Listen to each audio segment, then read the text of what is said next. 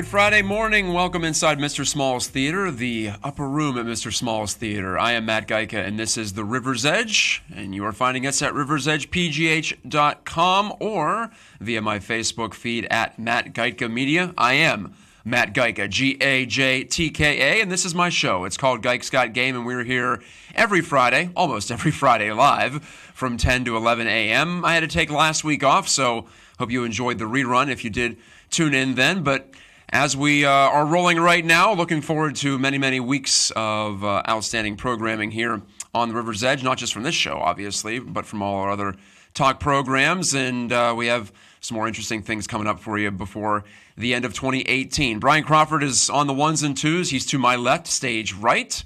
Say hi, Brian. Hi. He's all set Hello. to go. Yeah, there we go. Get the mic turned on. I surprise him with that one, folks.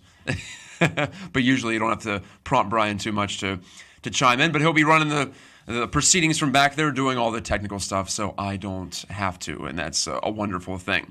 Coming up on this jam-packed hour, and it is jam because, as I mentioned, I didn't get a chance to speak with you last Friday, so my mind is overflowing with possible topics. But here are the four that I've settled on. The National League Championship Series in baseball could end tonight. The ALCS did end last night with the Boston Red Sox moving on. I think the NLCS, though, is a win-win for baseball fans, and I'll try to explain that to you a little bit later in this hour. Also, I haven't watched a down of football this fall, and I'm very proud of that fact. I wanted to try to have a football fast and just remove it from my life, at least in terms of the time suck quality of it. And, I don't want to be part of the football media machine, and I don't want to be part of the football fan machine either.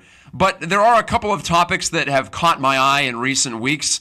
Silly structures, I'm calling them, that are letting the sport and its fans down, and I do want to address that this morning. And it's going to be a history-making weekend on the South Side.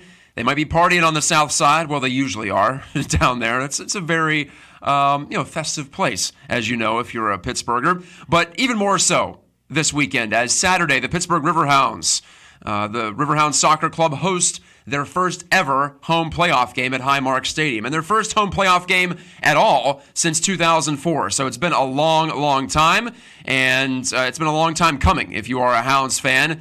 I broadcast their games on ESPN+. I'm excited. I'm nervous for the game, but I've noticed that the Hounds have gotten some mainstream media traction, some quote-unquote legacy media traction, and that warms my heart, of course, being invested with the club, but I'll explore that and why I think that's happening here on Gike's Got Game. But first, the first period is pucks, and the Pens in particular, and if you are a Penguins fan, you're probably watching last night, weren't you, for that big showdown against the Toronto Maple Leafs up in Toronto at whatever they're calling the building these days. I think it's Rogers Arena, Rogers something. That's Rogers owns Canada, I know that much. I believe they have their names on 3 NHL buildings north of the border now, but neither here nor there. The Penguins beat the Leafs 3-0, and probably their most satisfying win of the season. I know that they prevailed 7-6 on opening night against the Capitals, and I discussed that a couple of weeks ago. But they weren't happy with how they played there. Anytime you get a shutout, of course, the team's going to be pleased with how cohesive it was. Matt Murray had to make nearly 40 saves last night, but still, I think the Penguins are going to be happy with that one as they continue their Canadian road trip. And I know a lot of fans are happy with it because the Maple Leafs are the new anointed. They are the team that everyone is watching, myself included, and they're an exciting squad. Obviously, with adding John Tavares in the offseason, and they had already a plethora of young talent, a cornucopia, a horn of plenty, if you will, filled with guys like Austin Matthews, proud American boy, also Mitch Marner, who is very much underrated but might be a top 10 player in the NHL. You have exciting young offensive-oriented defensemen like Jake Gardiner and Morgan Riley. It's a star-studded team as far as young talent goes. With the addition of Tavares, now you have an established guy, and of course you have the big man behind the bench, Mike Babcock, maybe the finest mentor in hockey these days, and I know some might disagree with that, but he's right up there, most definitely. So for the Penguins to beat the Leafs after a rather uninspired first handful of games in this 2018-19 campaign, yeah, that was a real breakthrough, it felt like, at least from the results standpoint. But I have a couple of caveats to add to that whole situation. Number one, The Penguins were again bunkered in their own zone for a while. They were winning for the entire game, so they're trying to protect a lead, but it wasn't exactly that relentless attack that we thought we'd see from the Penguins once they got things up and running this year. So I suppose we can celebrate the defensive aptitude there, and especially the return of Matt Murray to the net and looking pretty sharp, all things considered. And coming off that concussion, his latest, that's a promising sight.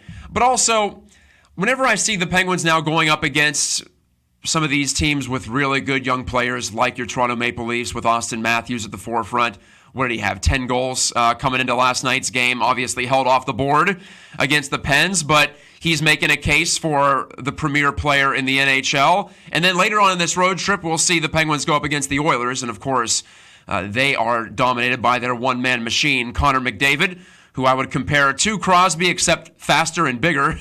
He's like the next evolution in a Sidney Crosby-type athlete. And so that'll be thrilling, as it always is, to see the Penguins try to match up with him and to see how Sid does against his younger counterpart, his 10-year younger counterpart in Connor McDavid. But whenever I do see these matchups, it leads me down the road. I can't help it. I'm always looking forward to the thought that maybe the cup contention paradigm is shifting on the Penguins. And what I mean by that is simply this. The Penguins have been built on having either the best player or two of the three best players, maybe the two best players overall in the NHL, and then they've built around them. And I'm talking about Crosby and Yevgeny Malkin. Crosby's now 31. Malkin is now 32. It's not reasonable to expect them to be the best players. Maybe we can expect them to be top 5 or top 10 still this year and in a couple of years to come. But I believe if you just look at the scoring list right now, that's not everything. And small samples can deceive in a sport like hockey, which involves so much luck at times and also involves peaks and valleys like any other sport does. But so far, if you were making the argument that Sidney Crosby was no longer the best player in hockey, that Yevgeny Malkin was no longer the best player or one of the top 2 or 3 best players in hockey, then the early stats on the season bear that out. You have Connor McDavid, you have Austin Matthews rising to the forefront, 2 young studs. And in the case of McDavid, many people in the hockey world already felt like he was the top guy. And Sid himself even told Josh Yohe of The Athletic the other day that he felt like that McDavid was the best player in the game. Now, Sid also said he didn't want to compare himself to McDavid, so put an asterisk by that assessment. But at least in the non-Crosby division, according to the man himself, McDavid was on top. And so if the Penguins don't have the best player in the sport or 2 of the best players in the sport, can they still win with this group of players? I think the answer is yes, especially if we see a pushback from Chris Letang, and he looks like he's the former Norris Trophy caliber Chris Letang early on this season. So despite the slow starts in scoring for guys like Crosby and Malkin on the goal side of it, particularly, with Chris Letang playing as well as he has and producing as well as he has, the Penguins can at least expect that they can be a Stanley Cup contender this year because Chris is just that important. And I know he's past the age of 30 now, too.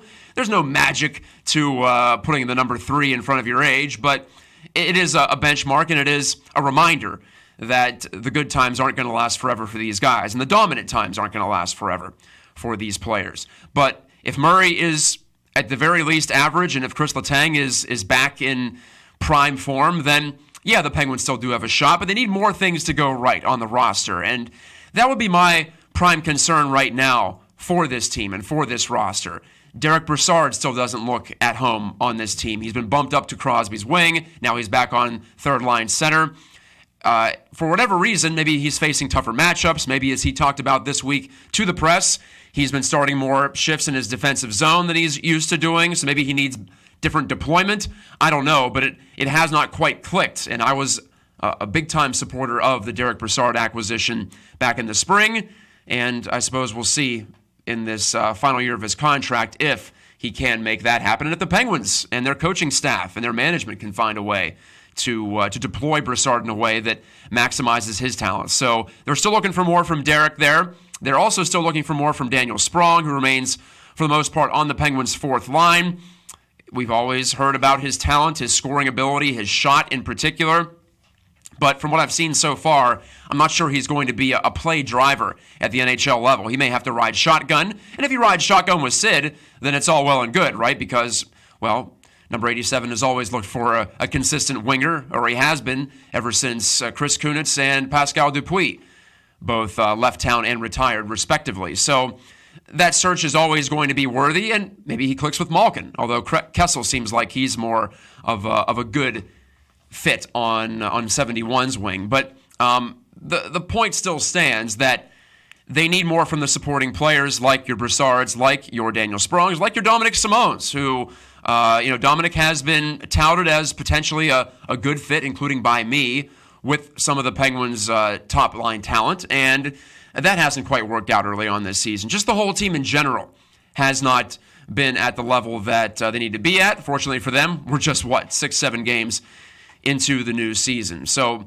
that's the story up front. On defense, with Justin Schultz out for 4 months, yeah, that hurts, but it also gives them a chance to get a really long look at their signing from the international market, Juuso Riikola, who appears to be, at the very least, a competent NHL player, might even be a positive difference maker and the type of guy who can create some offense. And we've seen those instincts come to the forefront both in the preseason and in the past couple of weeks. So, yes, the Schultz injury stings, and I don't know if they're winning the Stanley Cup without him as their number 2 blue liner, but it appears like he'll be back from that broken leg by February or March at the latest, so he should have some time to get back into form. So for right now, as it has been for the past several years for the Penguins, it's about figuring out what's going to work. The regular season doesn't have that same urgency for them as it does for other teams. Now, get back to me in December if they're not in the playoff position that we expect them to be in, but as for right now, I'm looking to the supporting players. I'm looking for ways that they can succeed, because if Sid and Gino take a slight step back, and don't kill me on this, every time I mention the possibility, people say, oh, that's not that old. Well, in hockey, players in their early to mid-20s tend to do the best. That just is the aging curve in hockey. It's a young man's sport. And even though a player like Matt Cullen can still be effective into his 40s, as we've seen, Jaromir Jagr played until he was 44, 45 in the NHL, and was still a pretty decent guy in terms of a go-to player on the offensive end. So it can happen, but for these players to be your top guys, and for a team that's been long built around having the best players, if you no longer have the best of the best, then it has to be more of a team effort. And so that would be my prime concern if I were a Penguins fan so far. Not getting enough from Daniel Sprong, not enough from Daniel Simone or Dominic Simone, and I mentioned Riikola looking pretty decent on the blue line, but overall, the Penguins don't have a lot of high-end prospects on the farm either at Wilkes-Barre Scranton. They have some depth guys, and maybe that's all they need is a depth guy to play above expectations. Perhaps Adam Johnson or Teddy Bluger can eventually slot into a center's role or a wing role and give the Penguins a little more support in puck possession and in production. But as for right now, it doesn't look great, so I'm left thinking the Penguins are a slight step down from the serious top-of-the-line Stanley Cup contenders in the NHL. Your Winnipeg Jets, your Nashville Predators. I think I put the Toronto Maple Leafs in that category too, even though they're very much unproven. And the Tampa Bay Lightning would definitely be in that position as well. A little bit further down, I'd have the Capitals, the defending champs, of course, but much like the Penguins, their core guys a little bit older, and the Pens themselves. So that's how I see it so far this season. And maybe if you get to December and January and you see that, well, maybe 87 and 71 can't quite carry the load as much as they could anymore. If Jim Rutherford, the Penguins GM, sees that, if he's hearing that from his coaches, if he's hearing that from other people in the organization, or if he's seeing it with his own eyes and he feels like that he has to make a move, then perhaps it's time to start figuring out how they can succeed without having the two best players in the sport, or at the very least the top guy in the game, which Sid has been for about a decade. And it's no tragedy to say he's dropped off, to be clear. To have 10 years, I think 10 years undisputed as the best player, the most complete player in the game, is an incredible credit and an incredible bonus. Even when you draft first overall, even when you get a guy like Sid, who was so highly touted in 2005 when the Penguins drafted him, even when you come through in the lottery and you get that pick and you bring him into the fold and you surround him with a guy like Malkin, and then you have Letang and the core that eventually was built there in the late portion of the last decade.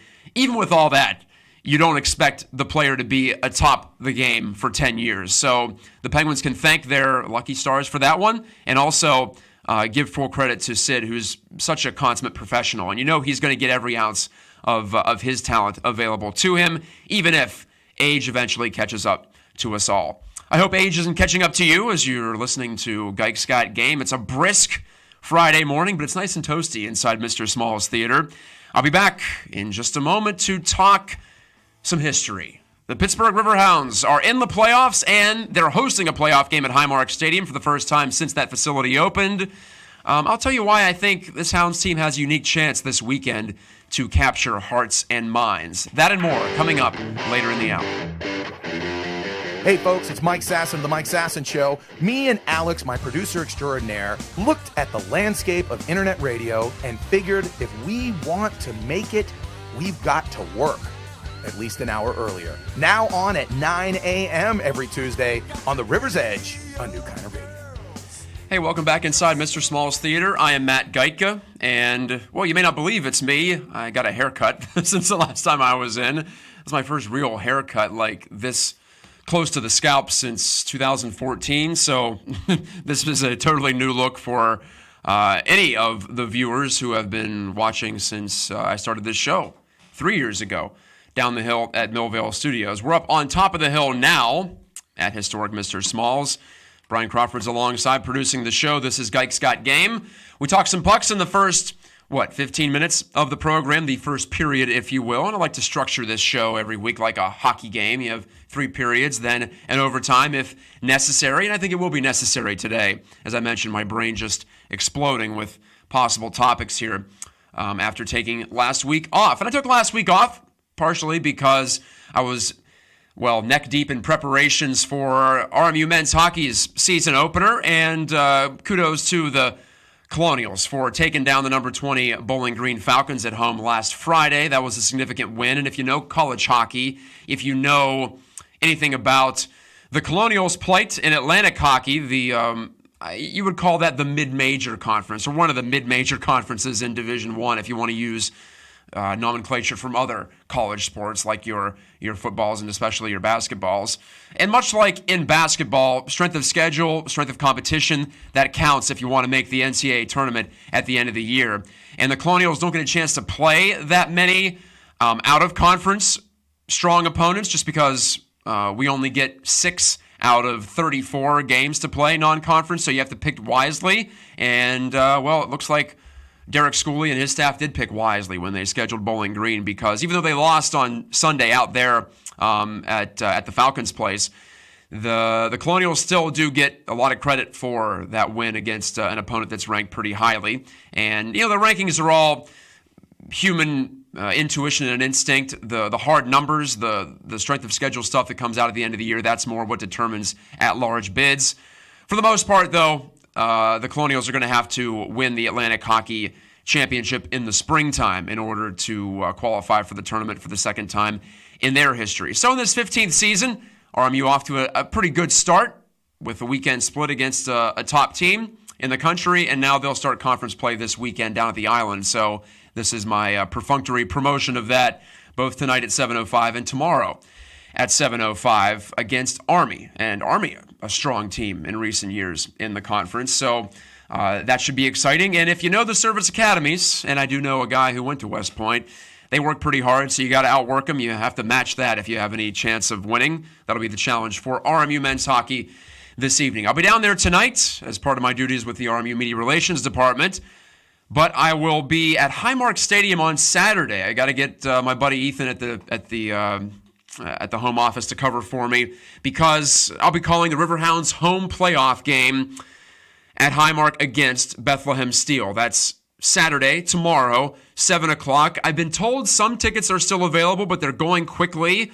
Some new stands have even been added at Highmark Stadium in the Steel Army supporters section, so that's exciting. The the arena was looking primed and ready for the postseason when I was down there on Wednesday to check out a Hounds training session. And I wrote a couple of stories. Well, one report, one column for PittsburghSoccerNow.com. My buddy John Krasinski's site is simply brimming with activity this weekend. It's downright percolating with Hounds content in addition to high school soccer, which we've covered front to back in this season as well. But it's all about the Hounds, or it's mostly about the Hounds this week as we barrel toward this historic night. And as I said, it's the first playoff game at home for the Hounds in the Highmark Stadium era. And for me, for the Riverhounds, their history boils down to two eras. Number one is the pre-Highmark era from 1999 when they started down at Bethel Park High School. I think I went to a couple of games that first year. To 2013 when they made the move and they had played all over the place. They were playing at Chartiers Valley High School for a bit. They'd played at Moon High School. They played at the Washington Wild Things ballpark. They even took a year off to restructure. So the first, 13, 14 years of existence for the Hounds was very much chaotic. It was very much nomadic. To use, I think, a couple of very appropriate adjectives there. But ever since they found their home, and the Hounds did that, and full credit to guys like Jason Cutney back in the day who put in all the hard work, and to current owner Tuffy Schallenberger, who's continued to pour money into the facility, adding new seats, like I mentioned, to try to make it as great an experience as there is in Pittsburgh sports. And I think it really is, with the view, with the intimacy of the setting, and when it's a big game and the crowd's into it. And we've had quite a few of those this year down at Highmark. I don't think there's a better spot to be in Pittsburgh sports, just in terms of your closeness to the action and how much you can feel a part of it. And if you are a soccer fan, you know that the supporters groups can make for an awesome atmosphere, and the Steel Army has come through all year long. We even had some dueling supporters groups in the house in the home stretch of the season. Louisville and Cincinnati, to name a couple, sending some fans in, and that led to some warring chants, and it really warmed my heart as a soccer fan and as a Pittsburgh soccer fan. And I know there are many of you out there who've been waiting for a day like this, and for a team like this, a team that lost just 5 times in 34 games in the regular season, that was second best in the league to MLS-bound FC Cincinnati. So the Hounds, not only are they at home, but with this matchup against Bethlehem, a team they killed twice in the regular season in terms of flow of play and in aggregate goals, I think they are the clear-cut favorite to advance to the second round. And as I wrote in my column yesterday, that might make you a little bit nervous. That's not a familiar position for Hounds fans, but the excitement is definitely there. And I was talking to Joe Greenspan, the center back. I was talking to Kenardo Forbes, who's won a USL championship with his current coach, Bob Lilly. They were both up in Rochester for a while, and several of those players who Lilly knew from his time in Rochester are now taking up residence in Pittsburgh, and it's been a huge part of this transformation, as I've discussed on this show in the past throughout the summer. But I've noticed this week, it's like someone threw the switch. I don't know whether it's good marketing, and a tip of the cap to Anthony Meyer, the Hounds Director of Creative, who started the slogan or the hashtag Fill the Mark, as in Fill Highmark Stadium, for this game. That's taken off. I can say I was in the car with him driving back from Harrisburg a few weeks ago when he had a fever dream episode and came up with that one. So I liked how it sounded right from the start. But I think it is just playoffs. It's just Pittsburgh responds to A, winning team, and B, a postseason game on home soil, on home turf, as it were, down at Highmark, on that bouncy artificial surface that makes Hounds games exciting and it's sometimes random. It's soccer on steroids at times because the field's a little bit narrower and the ball moves faster. So the Hounds have played into that with a high-pressure game this year, which you might not expect if you just look at the numbers and how they were the top defensive team in the league and maybe middle of the pack in attack. But they've used a swarming type of approach to defending to make home a fortress, as you hear so often in the sport of soccer. We want to make home a fortress, and in this case it has been, and it'll be a golded out fortress on Saturday night, looking like a full house, or at the very least close to it, at the facility, which with the new stands probably holds about 4,500, maybe close to 5,000. I'll have to get a new figure on that from the Riverhounds before I go on the air tomorrow night. But it's been really exciting to see, for instance, Channel 2, Channel 4, Channel 11, the three big networks here in town have sent reporters down there to check in on the Hounds. We saw the Riverhounds go to the Penguins game against the Canucks on Tuesday night, and they were honored at a commercial break, at a media timeout, and they were given some time in the sun. Heinz Field and the Steelers have given a social media attaboy to the Hounds and their effort here. So suddenly all the teams in Pittsburgh, sports fans in general, are starting to rally around this squad, and maybe it just takes playoffs. It's funny how that flip to the one-and-done scenario can get everyone going. And to have it at home in a league like the USL, this isn't like the NHL or the NFL or MLB, where ratings for home and road games are the same on TV, and people are used to watching these games, these road games on TV. So it's not even that big of a deal if you are home or road. People are going to be engaged if it's a playoff game, especially. Not so much for the Hounds. This is, well, I hate to call it a minor league, but it is the second division league in America. So by that strict definition, it is a minor league. And minor league sports depend more on getting people in the house and getting butts in the seats and building it up that way. And the awareness of the Riverhounds still isn't anywhere near what it is for even local college teams, let alone the big three pro teams. So there's still a long way to go. There's still plenty of progress to be made, but this feels like a significant step to not only have a playoff game, to not only return to the postseason for the first time since 2015, but to give all the Hounds fans a chance to get together and get down to Highmark and rally around their team. So when they clinched the home game in the playoffs a couple of weeks ago with that come-from-behind draw on the road at Charlotte, that for me was the most important moment of the regular season. And with how good they've been at home, dare we dream of a couple of home playoff games. They'll need some upsets.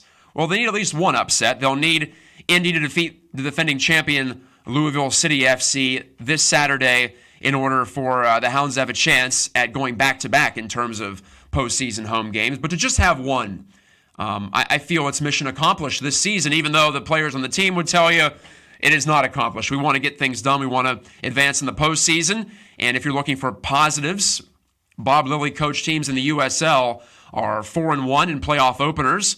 And Kenardo Forbes, the anchor in the midfield, the guy who served as captain since Kevin Kerr went out with that calf injury a couple of weeks ago, Forbes is 5-2 in USL playoff games. So there is some experience there. You have Ben Zemansky as well on this team, a guy with Pittsburgh roots, grew up in Akron, just down the road, and won an MLS Cup with the Portland Timbers in 2015. So there are enough guys who have gotten it done in the postseason, and there's enough eager youth, I think, that can also push things. And in my mind, if the Hounds don't win this week, it'll be a shock. But even if they don't advance in the USL Cup playoffs, chalk down 2018 as a success story and hopefully something to build off of, whether it ends this week, next week, or, well, if it ends with, dare we to dream, the Hounds lifting the USL Cup over their heads in early November. This is Gike's Got Game on the River's Edge. You can find us at riversedgepgh.com, also streaming live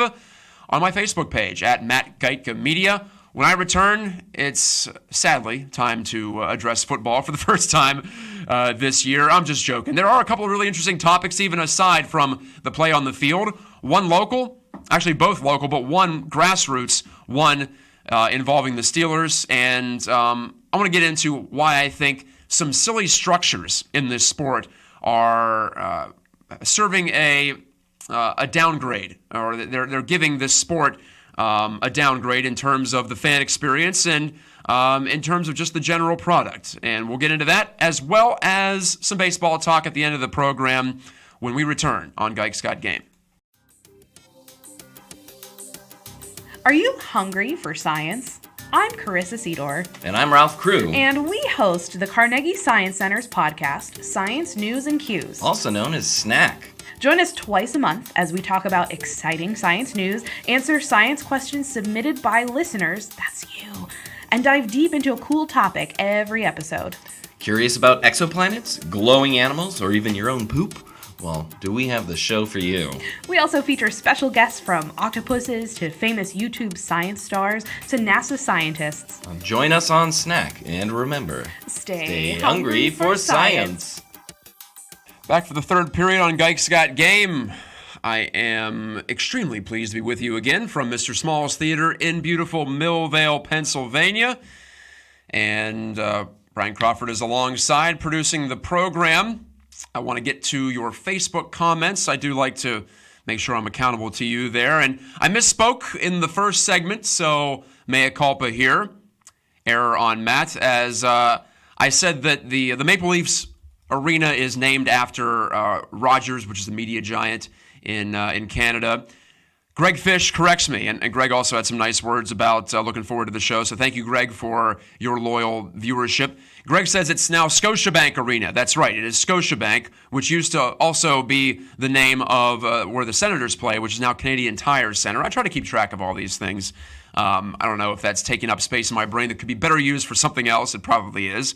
But thank you, Greg. Scotiabank Arena, not Rogers. There are two Rogers arenas / centers in the NHL, and Scotiabank is back into the game here. So very important correction there. In all seriousness, Greg, thank you. I try not to sound like an idiot when I'm on the program, and getting facts wrong like that contributes to sounding like an idiot. Jared Wickerham, our good friend and former guest on this program. By the way, check out Jared's photo spread from Homestead, a very interesting story in the City Paper. I think a very important story in City Paper.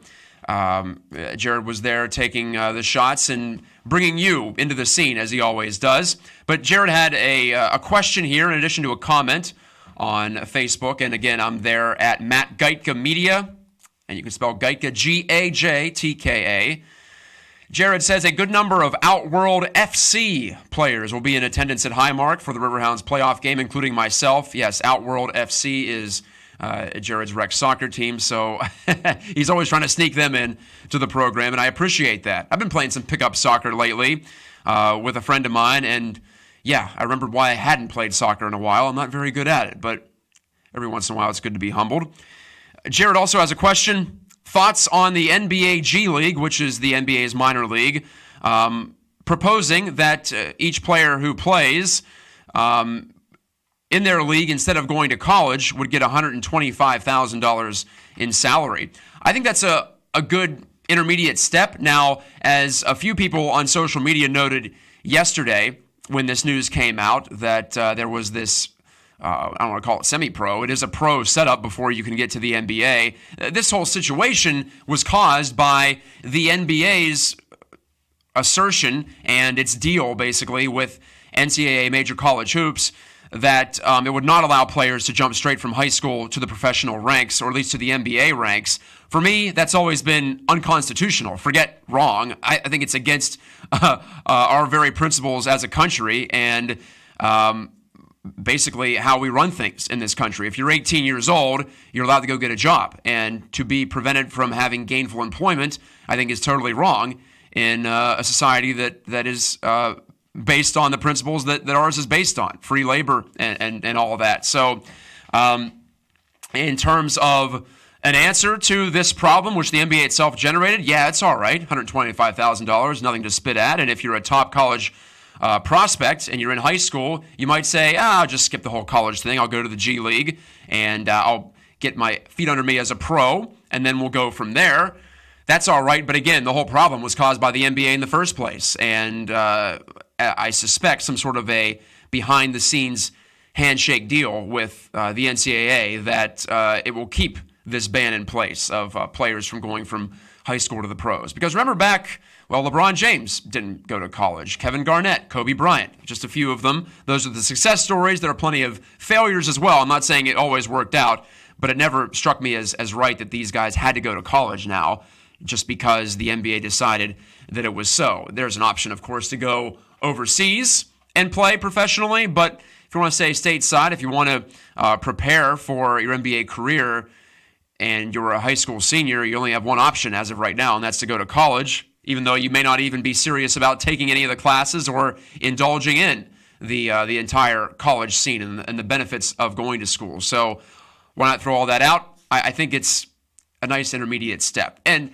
that's a really good segue, in fact, Jared, because I wanted to talk about silly structures, as I termed them earlier in the show. Silly structures in the world of football that are taking away from the quality of the product, in my view. And I think Steelers fans would agree that this whole Le'Veon Bell situation with the franchise tag that the Steelers put on him and with Bell refusing to report to the team, at least so far, and we're almost halfway through the NFL season, I've been told, that has been stupid and silly. And a lot of it is because of the NFL's collective bargaining agreement that set up this franchise designation in the first place. And if you're unfamiliar with the franchise tag, certain players can be retained by teams even as they are heading into free agency. You can essentially extend a player's contract, by a year and pay him. Well, there's a certain level of pay that you would be guaranteeing. For Le'Veon Bell, it's over $15 million. It's a nice check, but it's not a long-term contract. It's not the security that he would be looking for if he negotiated a new deal. So this was a go-between, between allowing players to simply leave and for teams to get no compensation, and also for players who might want that long-term security, but at the very least can get a contract that is very lucrative, and then they can move on and maybe try to find either an extension with their current team or employment with another team. So I understand why the franchise tag exists. It's a compromise between both sides, but the law of unintended consequences has come into play here with this whole situation. And a lot of times when you impose these artificial restrictions, and yes, there are artificial restrictions in life, and for the most part, I'm in favor of artificial restrictions. They're called laws for the most part, and a lot of laws are valid, and maybe we should have some more laws, in fact, in place in the real world or in sports. In baseball, to use an example, I would love to see a hard salary cap, but as for right now, we don't have that, and teams like the Pirates can continue to cry poor, whether rightly or wrongly, and function at a lower level in terms of resources, at a much lower level compared to their more rich peers. Now, in the NFL, there is the hard salary cap, but there's this franchise designation that has allowed Bell to feel aggrieved, and in some ways, you could say he's right. Why shouldn't he be able to negotiate a new contract? Why does he have to take this franchise designation from the Steelers? And you can see from the Steelers' point of view, too. Well, this is what's in place. This is what the players themselves bargained as well. And we're going to take advantage of it because we don't know if Le'Veon Bell is going to be an effective runner in year 7, 8, and 9. Usually, an NFL running back has an expiration date, and it's right around 27, 28 years old. That's where Bell is getting towards. So if the Steelers just want to extend him out 1 year with the rules that are in place, I don't blame them there. But it's led to this impasse. And don't call it a holdout, folks, because there is no contract in place right now. Bell has not signed the franchise tag. So as of right now, in essence, he's a free agent, even though he can't play for any other team besides the Steelers, assuming they don't find a way to trade him this year. But it's taken away from the game itself, right? And as I said, I'm no big fan of football. I haven't watched it down this year. But there are many of you out there who do care about the sport, who do care about the Steelers. And I think you have a right to be pissed about this situation because the league and its players put this franchise tag in position, and they had to figure at some point this was going to cause an issue. And when it causes an issue with one of the best players in football, with one of the best players in your league, then it's a detriment to everybody, and it detracts from the game. And I think that's the last thing you want to do as a sports league, which also brings me to another structure that has caused some issues, and this story just came out from Mike White of the Pittsburgh Post-Gazette, in fact, and it was covered by our good friend Alan Saunders on PittsburghSportsNow.com. He just wrote a column about it, but this weekend, in fact tonight, North Allegheny is set to play West Allegheny in a matchup of whippy old giants on the gridiron, and both teams, in a vacuum, you'd be thinking if you're a high school football fan, wow, this is a great matchup late in the season. They're not in the same class. They're not in the same league competing for the same playoff positions. In fact, they're both already locked in playoff positions. But this would be a cool little appetizer for the Whippy-O playoffs, which begin next week. But as it stands, neither team even wants to play this game, apparently. Both coaches on the North Allegheny side and the West Allegheny side have decided they want to play with a rolling clock, a running clock, so minimal stoppages. And they also want to cut down the amount of time on the clock, which is all legal if both teams agree to it. And it looks like this is just a measure to avoid injury and to get on with it and get to the playoffs. Like I said, this would normally be an exciting matchup. But this year, with how WPIAL does things, with how they have taken the scheduling of these non-league games away from the teams themselves and have randomly placed them into the schedule instead of in week 1, they're in week, whatever this is, week 9, week 10. It's end up causing... It's caused a farce in my mind here. If they don't want to play the game, then just don't play the game. But of course, they're not going to do that. I guess there are other options. You could just play JVs for the entirety of the thing, or you could just play your varsity players for a little bit. And it sounds like they're trying to find some compromise here where both teams don't want to destroy each other. Maybe that speaks more to the violent nature of football than anything else, and it's an indictment against that. But neither here nor there. Again, artificial structures or ideas that perhaps sounded good in theory can always have unintended consequences. So it's just a good lesson for administrators, for sports leagues, for anybody who has any control over a group of players or entities, like we're seeing here with the NFL or WPIAL football. You always have to take into consideration that what you do, while with good intentions perhaps, may also lead to something unintended down the line, and then you need more reforms from there. So when in doubt, maybe take a step back and be a little more laissez-faire would be my approach to leadership in that way. Let the free market, as it were, play out in this case. And in the case of the NFL and Le'Veon Bell and the Steelers, and with WPIAL and North Allegheny and West Allegheny this weekend, what we're seeing are teams and players being the victims of things that they really had no control over from an individual standpoint, and that's a shame, right? And so whenever you establish something, just beware and think it through, because even though we may not be able to anticipate all problems that come up, any kind of hasty reforms can always lead to these sorts of consequences, which are, in the end, victimizing both the players and the fans, the two groups that sports should be the most about, in my opinion. This is Gike's Got Game. I am Matt Gike. When we come back, it'll be overtime, and we'll talk some baseball. I guess we can call it extra innings this time around. The Boston Red Sox are through to the World Series. Game 6 of the NLCS is tonight between the Dodgers and the Brewers. I'm going to tell you why, if you're a baseball fan, it shouldn't matter who wins tonight, or if it extends out, who wins tomorrow night in a possible Game 7, because even if your team, even if the Pirates aren't in the World Series, you would have something to root for and something enjoyable in the final round of the postseason. Back in a bit on the River's Edge. Dun, dun, da, da, da, dun, dun, da, da, da, da. It's 2017. We've cleaned shit up here in Pittsburgh. Something that the governor has done that is just, it's got me giddy. I want money from Hempfield. That's what I want. Give us your cash. But why would you put trees up in front of a restaurant that views the river? If I'm going to a river-viewing restaurant, I want to actually view the river. Am I crazy? Catch River Talk with Brian Crawford, Mondays at 10 a.m. here on the River's Edge. This is the real shit, folks. Welcome back. Final few minutes. We have reached overtime, or extra innings, more appropriately, on Gike's Got Game. I am Matt Gike, and this is my show. This is my movie, if you will, every week. Producing it from Mr. Small's Theater in Millvale, Pennsylvania. And, well, we've talked hockey and the Penguins, early season, maybe a need for more from the supporting staff, the supporting cast, to continue on our drama analogy. We've talked Riverhounds, and, well, the big curtain's about to rise down at Highmark Stadium tomorrow. Perhaps the biggest day in Pittsburgh pro soccer history. I'd say it is, no doubt about it.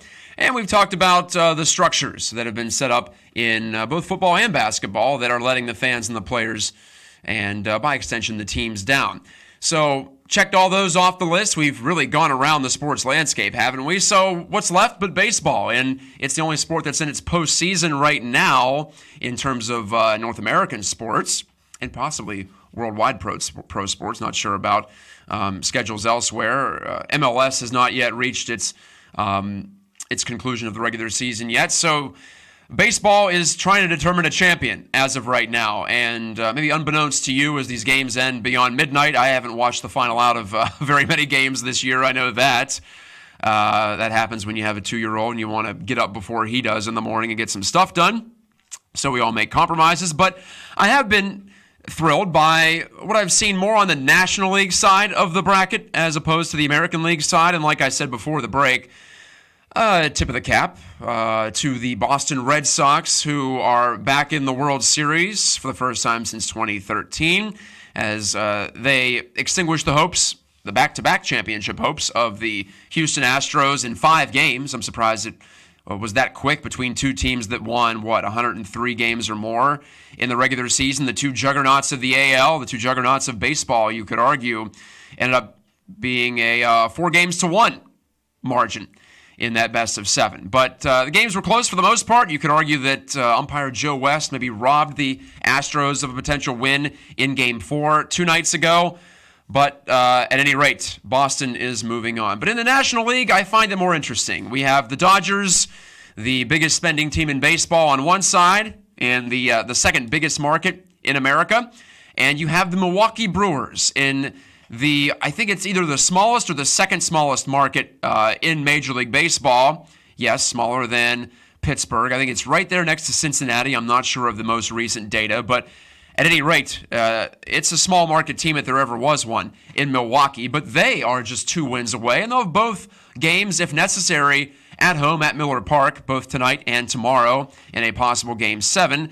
So it's still a possibility that Milwaukee makes it through to its first series since Harvey's Wallbangers did it way back in the early 80s. And that group of hard-hitting Brewers is being rivaled by this group of hard-hitting Brewers. And usually if the Brew Crew are playing well, considering the ballparks that they've called home over the years, it's powered by the bats, but they've also seen some run prevention success this year that has helped lift them beyond where we thought they would be. So if you're a baseball fan, especially if you're a Pirates fan, I think there are 2 ways to look at this one, and both of them are positive. From the Brewers' standpoint, if they advance, then there's your case to say, okay, a team that doesn't spend a lot can go out and either make a bold trade, like in the acquisition of Christian Yelich, MVP candidate, maybe MVP favorite with the way he finished the season. The Brewers picked him up in the offseason from the offloading Marlins. So there's that possibility to put you over the top, and there's also free agency and a player like Lorenzo Cain. And maybe in these days when free agents are devalued in baseball, and we saw a historic offseason last year where there were so many good players still on the market as February came to pass, as March came to pass even, and training camps opened up, spring training began. We still saw so many players not signed. Maybe now the way for a team like the Pirates to go is to actually dip their toe into the market more, because the so-called smart teams aren't doing it. Well, then there's some value being left on the table somewhere, and the Pirates also always, have to zag when the rest of the league is zigging. So they have to go against the grain if they want to succeed, because they just don't have the resources. So you could argue the Brewers did that in their signing of Lorenzo Cain, who's been a great defender in addition to a value-positive hitter in center field. And I talked about their run prevention. It's been just as much defense as it has been pitching for the Brewers this season, and the Pirates could afford a type of a signing like that can contribute on both ends of it, and which team really couldn't. So it is possible, you could say, if the Brewers do make it, and I think it puts more pressure on a team like the Pirates and their management group to go out and add and to be aggressive with the team that, as of right now, looks like it has a pretty decent pitching staff and a so-so position player core. So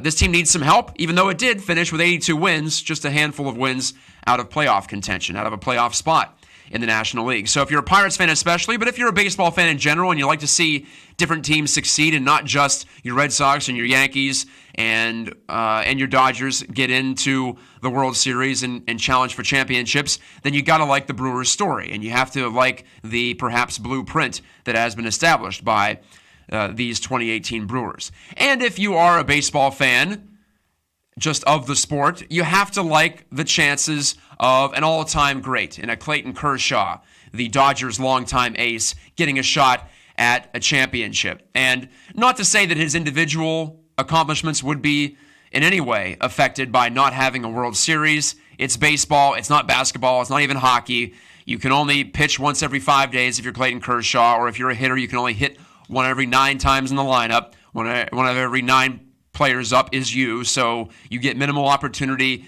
The game has to turn your way, in other words, for you to have that big effect. And like I said, even as a pitcher, even as a dominant starter, you can only help out 1 out of 5 games in the regular season and 1 out of 3 games at the absolute most in the postseason. So I have found the criticism of Clayton Kershaw over the years to be at least a little unfair because of how downright dominant he has been throughout his career. Until this season, in fact, he had progressively lowered his career ERA in each season he's been in the big leagues. Think about how hard that is. He's gotten better and better, and now into his 30s, just like we were talking about with Crosby and Malkin. This is when it gets tough to maintain that level. It's tough to be at that level in your 20s, but to keep it up, whether it be injury, which has affected Kershaw, or just degradation of talent and explosive athletic ability. It happens to all of them. So for Kershaw to do what he's done, I think is laudable. It's commendable. It's whatever you want to say about it. From a positive standpoint, he deserves it. He deserves all those accolades. But he has had this bugaboo of not having a World Series championship, and really until this year, not pitching very well in the playoffs, outside of a relief appearance against the Nationals a couple years ago, where he came in late and was the hero unexpectedly. Kershaw hasn't delivered as much as maybe we'd expect. He hasn't been at his usual level, I'll put it that way, because even if you look at his career, and he has had plenty of chances, but he has just as many starts of, I think it's like 7+ innings and 2 or fewer runs allowed than anybody in the history of the MLB postseason. Like I said, he's been in there a lot, and he's had some disaster starts in some big situations. But I would be very pleased, even if I don't want to see the Dodgers win necessarily, because they're the top spending team, and it feels very predestined if it were Dodgers-Red Sox especially. But if Kershaw gets a shot to shake that stigma of not being a champion, and we don't have to hear about that ever again, I think that would be a net positive for most of us. Maybe if you're a San Francisco Giants fan, you would disagree, but for most of us, for the vast majority of us who are just baseball fans, that would be awesome if Kershaw would have a chance to especially come through in a huge spot in the World Series to maybe even clinch a championship. That would be tremendous, and that would be great theater for both the sport and for Kershaw in general in his career arc. Well, the arc of this program has come to a close. Thank you to Brian Crawford for producing. He's been riding shotgun loyally all throughout this hour. Thank you to you for listening and for watching. This is Matt Gike, spelled Gajtka, reminding you that when the radio fades, you know life's moving fast. As always, it's been my pleasure, and I'll talk to you next week for another edition of Gike's Got Game.